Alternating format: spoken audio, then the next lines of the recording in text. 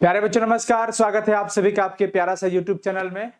सबसे पहले आप सभी से क्षमा, क्योंकि आज क्लासेस में मैं 15 मिनट लेट हो चुका हूं। बहुत भागे भागे आ रहा हूं, सॉरी लेट हो गया। तो मैं जानता हूं आप लोग काफ़ी देर से वेट किए होंगे।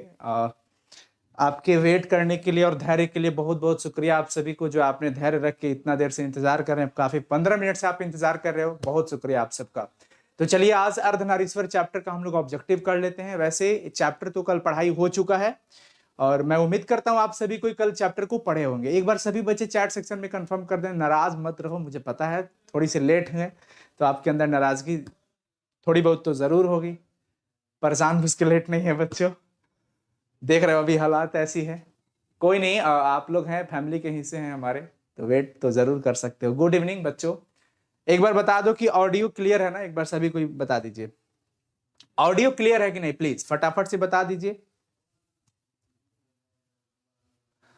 हाँ भाई, आप लोग बहुत देर से वेट किए हैं, इसीलिए तो कहते हैं कि आप हैं तो हम हैं। वेट करने के लिए बहुत शुक्रिया आप सबका, बहुत शुक्रिया। चलिए स्टार्ट करते हैं। एक बार सभी कोई अपने अपने दोस्तों तक शेयर कर दो, एक ताकि कि क्लास स्टार्ट हो गया है, शेयर कर दीजिए। मैं आज टेलीग्राम पर भी लिंक नहीं दे पाया क्योंकि मेरा मोबाइल आज फॉर्मेट हो चुका है, इस वजह से थोड़ी सी चीजें इधर उधर हो चुकी है। कोई नहीं बच्चों, चलो स्टार्ट करते हैं। आप सभी कोई चैट सेक्शन में सही जवाब लगाना। यहां पर सवाल है, दिनकर जी के अनुसार यदि पति विचार है तो पत्नी क्या है। मतलब ये लिखा गया है, एक सेकेंड, लाइट कुछ ज्यादा ही लग रही है ना।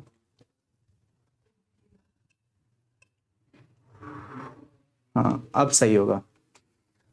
यदि पति विचार है तो पत्नी क्या है, ये हम कम्युनिटी में भी क्वेश्चन डाले थे बच्चों। पति अगर विचार है तो पत्नी भावना है। पति अगर विचार है तो पत्नी क्या है बच्चों, भावना है। ये ध्यान रखना है, ये ऑब्जेक्टिव सवाल लगातार पूछे जाते हैं बोर्ड एग्जाम्स में, ठीक है ना। ऑडियो क्लियर है ना, एक बार मैं जरा अपने फोन में चेक कर लूं। फॉर्मेट तो हो चुका है, पर क्या पता यूट्यूब पर भी तो कुछ दिखाई देता होगा ना। बिना आईडी का यूट्यूब सर्च कर लेते हैं, साइंस संग्रह। हाँ आ गया आ गया आ गया आ गया, लाइव चल रहा है।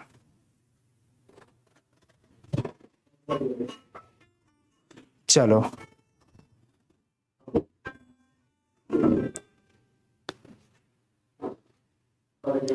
ठीक है, सब कुछ सही है, ऑडियो वगैरह क्लियर है। चलो तो ये सही हो गया ना बच्चों, यस। अगला है कि प्रेमचंद के अनुसार नारी जब पुरुष के गुण सीखती है तो वो क्या हो जाती है। देखिए प्रेमचंद जी का ऐसा मानना था कि जब नर नारी का गुण सीखता है तो वो देवता हो जाता है। नर नारी का गुण ग्रहण करता है तो वो देव बन जाता है, देवता का मतलब देवता बन जाता है। लेकिन जब नारी नर का गुण लेती है तो वो राक्षसी बन जाती है। ये कल के चैप्टर में मैं आप सभी को बताया था। प्रेमचंद जी जो कि विख्यात रूप में ये जाने जाते हैं, बड़ी फेमस है, प्रसिद्ध है, काफी फेमस है ये। और इनके जो विचार थे नारी के प्रति, वो दिनकर जी इस बात को लिखते हैं अपने अर्धनारीश्वर पाठ में। इस निबंध में लिखते हैं कि भाई प्रेमचंद जी ये कहते हैं कि नारी जब नर का गुण लेती है तो वो राक्षसी बन जाती है, और नर जब नारी का गुण लेता है तो देवता बन जाता है, तो राक्षसी। ये ऑप्शन डी सही हो जाएगा बच्चों, ऑप्शन डी। वेरी गुड, मैं उम्मीद करता हूं आप सभी कोई सही बताइएगा। प्रेमचंद जी क्या थे, ना तो गीतकार थे, ना ही फिल्मकार थे, ना ही संगीतकार थे, कथा बड़ी लिखा करते थे, वो कथाकार थे। Option B. अगला है, अर्धनारीश्वर में किस गुण का समन्वय है। अर्धनारीश्वर में हम लोगों ने देखा, अर्धनारीश्वर शंकर और पार्वती का कल्पित रूप है। अर्धनारीश्वर शंकर और पार्वती का कल्पित रूप है, और इसमें नर और नारी के दोनों गुणों का समन्वय होता है बच्चों। नर में नारी का गुण होना चाहिए और नारी में नर का गुण होना चाहिए, यानी कि दोनों का समन्वय होना बहुत जरूरी है। यानी कि नारी और पुरुष दोनों के, नारी और पुरुष दोनों के, ऑप्शन सी सही हो जाएगा, ऑप्शन सी सही हो जाएगा। अगला देखेंगे, दिनकर जी की पहली काव्य पुस्तक कौन सी है। दिनकर जी की अगर पहली काव्य पुस्तक की बात करते हैं सभी बच्चों, बताओ दिनकर जी की पहली काव्य पुस्तक, फटाफट से बताएंगे सभी बच्चों।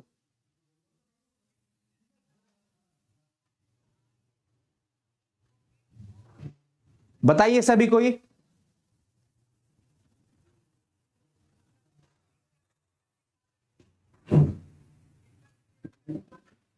ऑप्शन डी बता रहे हैं बच्चे, डी।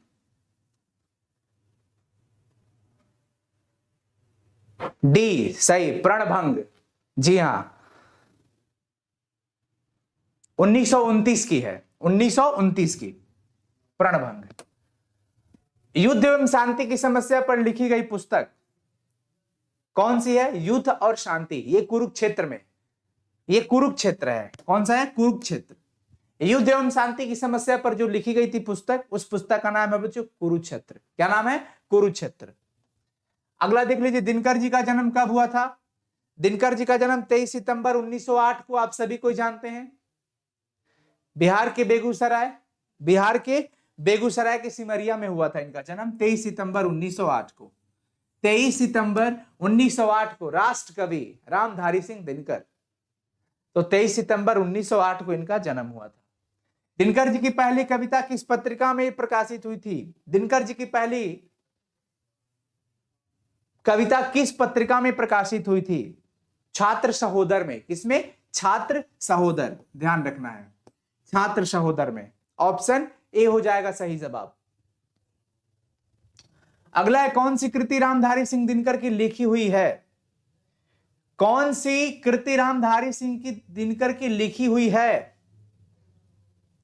बताइए, फटाफट से बताओ सभी बच्चे।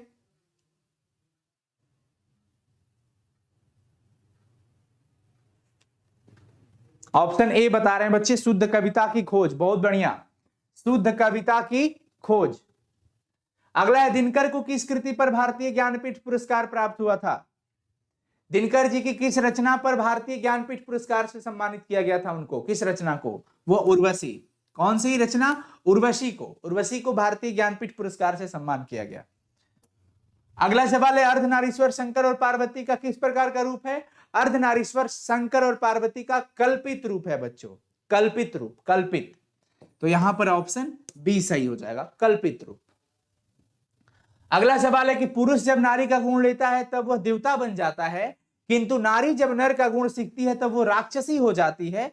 वो क्या हो जाती है? राक्षसी। यह कथन किसका है? यह कथन प्रेमचंद जी का था कि जब नर नारी का गुण लेता है तो वो देवता बन जाता है, लेकिन जब नारी नर का गुण सीखती है तो वो राक्षसी हो जाती है। यहां पर नारियों की अवहेलना की गई है, लेकिन ये कथन जो है वो प्रेमचंद जी का था। किसका था बच्चों? प्रेमचंद जी का। तो ऑप्शन सी सही हो जाएगा। अगला सवाल है कि किसने अपने जीवन के अंतिम दिनों में नारीत्व की साधना की थी? चैप्टर के अंत में हम लोग पढ़े थे कि महात्मा गांधी जी ने अंतिम समयों में नारीत्व की साधना की थी। महात्मा गांधी जी। तो गांधी जी ने यहां पे हो जाएगा, ऑप्शन ए सही हो जाएगा 13 नंबर का। 14 नंबर सवाल है, दिनकर जी की पहली कविता कब प्रकाशित हुई? 1929 में, हम आपको बताए थे ना। चलिए आगे बढ़े बच्चों।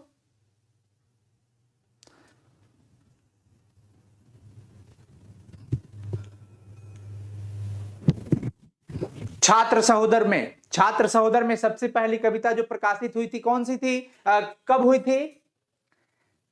अरे 29 तो है ही नहीं। अच्छा, छात्र सहोदर में तो 25 हो जाएगा, 1925 में। 1925 में, sorry my mistake, 1925 option B.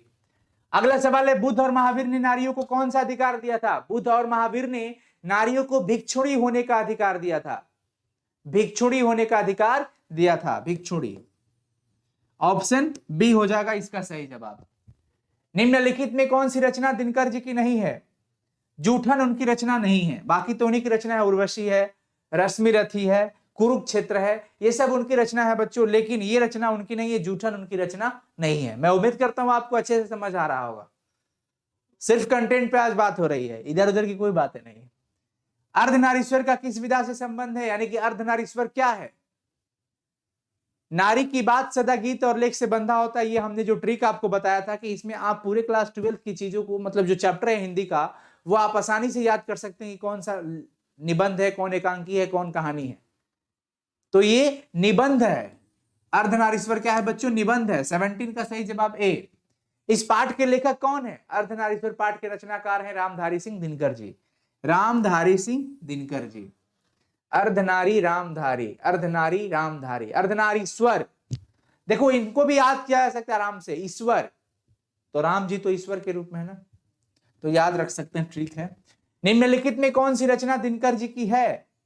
कौन सी रचना दिनकर जी की है ये बताना है आपको। कौन सी रचना इसमें दिनकर जी की है बताइए।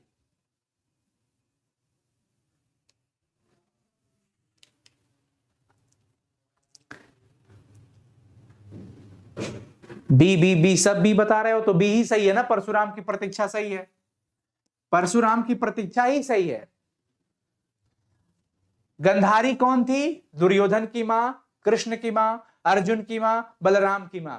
हालांकि ये प्रश्न इसलिए हमने डाले हैं कि ये प्रश्न, इस बात का चर्चा उसमें था चैप्टर में, कि कहते हैं कि अगर नारी का वार्ता होता, नारी की अगर वार्ता होती तो शायद महाभारत भी नहीं होता, लेकिन कृष्ण और दुर्योधन में वार्ता हुई, इस वजह से, नर बड़े कर्कश होते हैं, इस वजह से शायद महाभारत भी हो गया। ये लेखक का ऐसा मानना है, ठीक है ना। आगे देखिए, अर्धनारीश्वर कल्पित रूप है, शिव और पार्वती का कल्पित रूप है। ये स्टार्टिंग से ये बात आप पढ़ते आ रहे हो कि अर्धनारीश्वर शंकर और पार्वती का कल्पित रूप है, तो यहां पर भी कल्पित शिव और पार्वती का कल्पित रूप ऑप्शन ए है। दिनकर जी का जन्म बिहार के किस जिले में हुआ था? बिहार के बेगूसराय में उनका जन्म हुआ था बच्चों, 23 सितंबर 1908 को बिहार के बेगूसराय के सिमरिया गांव में हुआ था। और बेगूसराय कभी तो जरूर आना है, अगर वहां के बच्चे होंगे तो कांटेक्ट करेंगे आपसे, हम घूमना है वो जगह, बेगूसराय हो जाएगा 22 का बी। 23 नंबर, दिनकर जी किस युग के कवि है? भारतेंदु, छायावादी, छायावादोत्तर युग, छायावादोत्तर, कौन सा? छायावादोत्तर युग, ऑप्शन सी हो जाएगा बच्चों।